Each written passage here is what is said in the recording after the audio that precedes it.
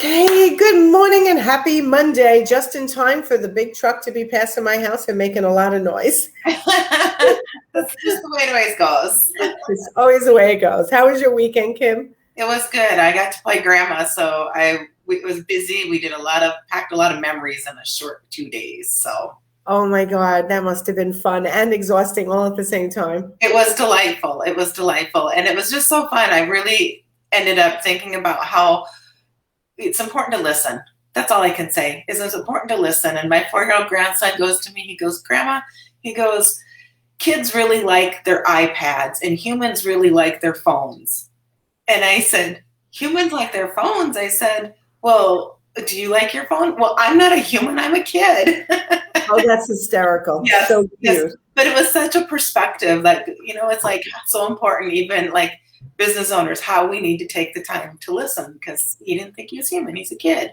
It's adorable. Yeah. And it feeds right into like what we're talking about today. I wanted to talk about because I see a lot of posts in the group and listening is the perfect lead in, right? I see so much anger in people when clients question your prices.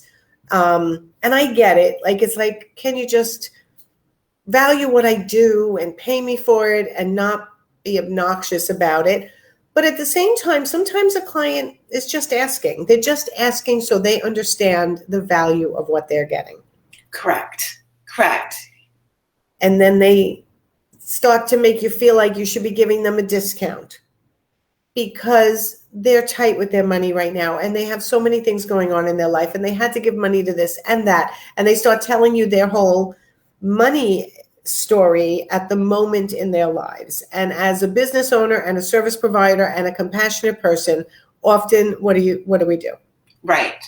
I know it's a challenge. And sometimes we even, like for me, when I first start out and I'm working hard and I still do it, is I think that because they asked me a question, that means I automatically have to undercut or lower my prices immediately. And it's not that they're even asking that, they just want to know. And it's like, well, then I'll do this and this and this. And it's like, whoa, all of a sudden I just lowered my prices by 50%.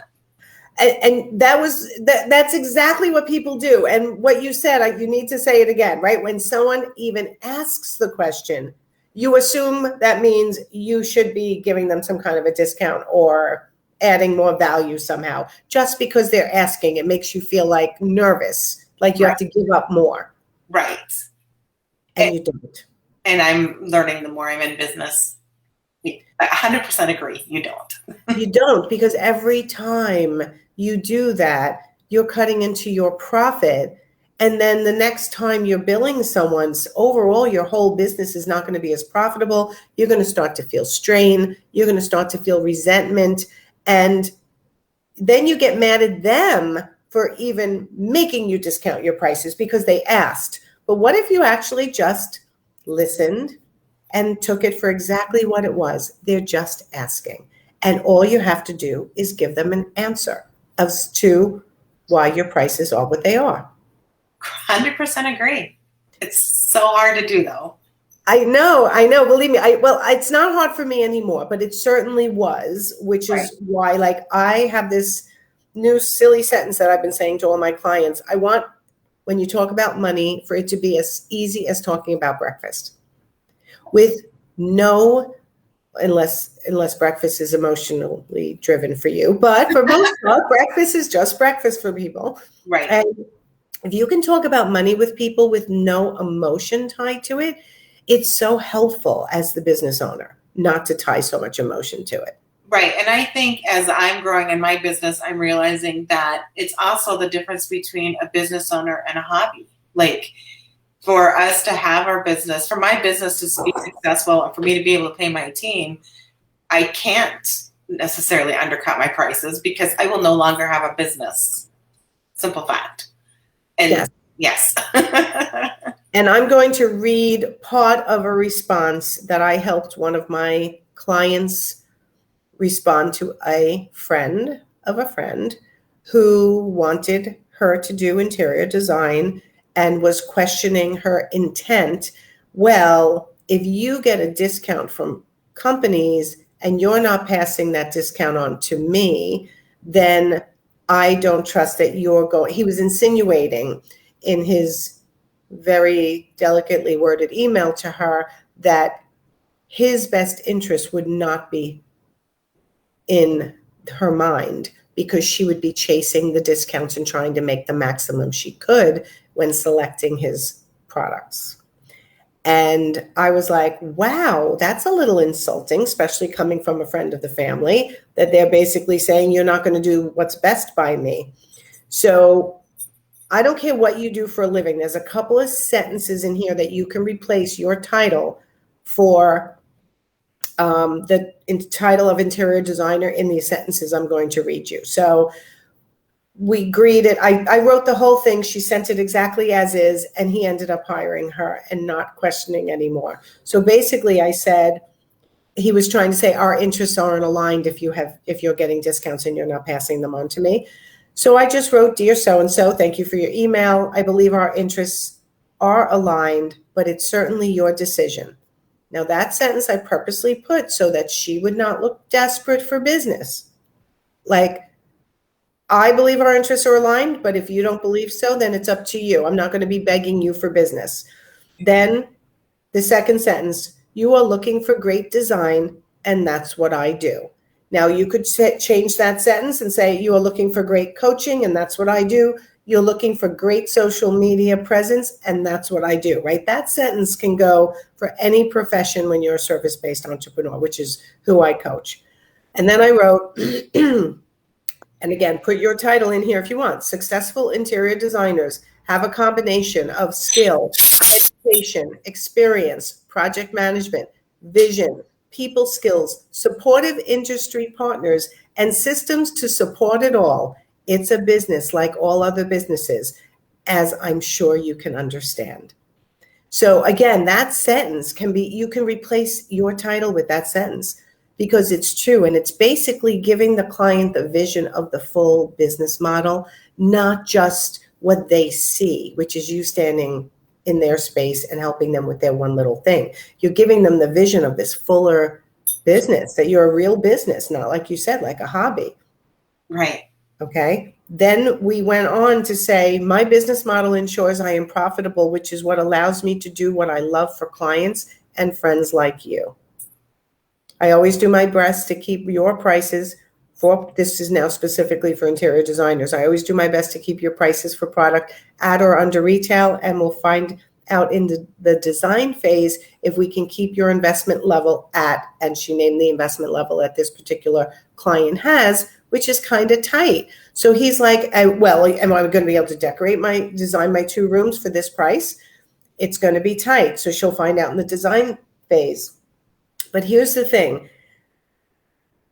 These sentences put together, and the last one, I do not, nor does any reputable designer, select and design based on a % of discount, so there is no conflict, right? Right. So, and then we did a little bit more fluff, but the ending sentence was, if you're not comfortable, no worries. Just please let me know, because I have marked time on my calendar for your project. So please let me know either way.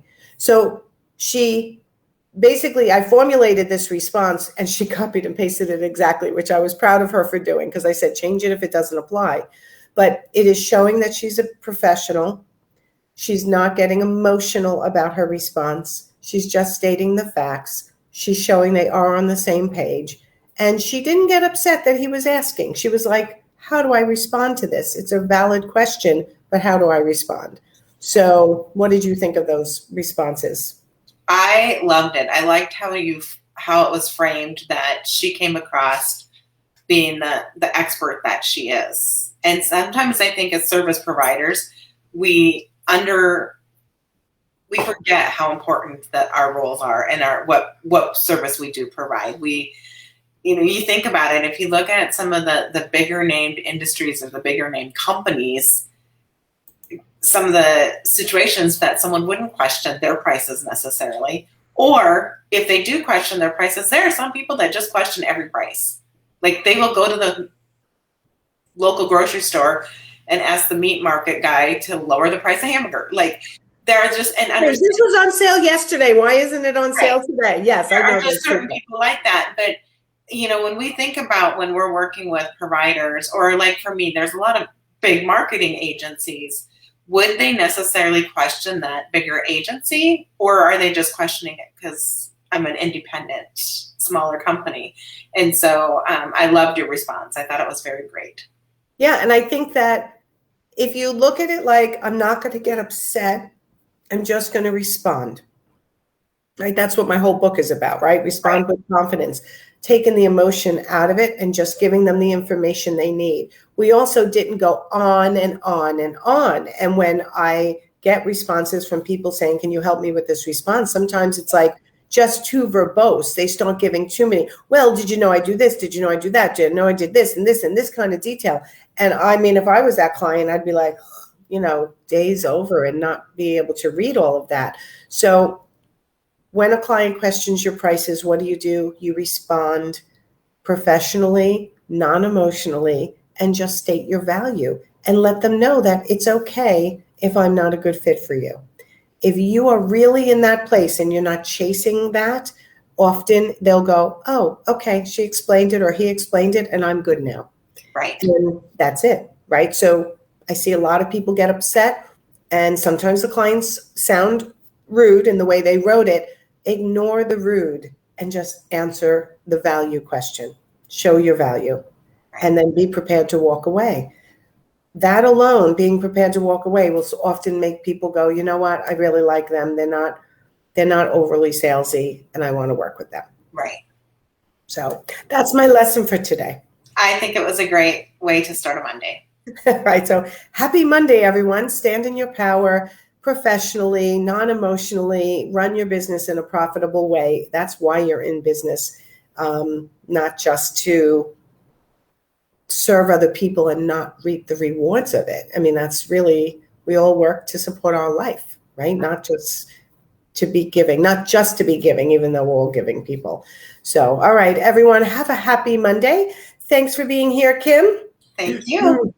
And I will see you guys next week, or I'll see you, most of you, tomorrow, but I'll see you next week. All right. Have a great week. Thanks. Bye, everyone.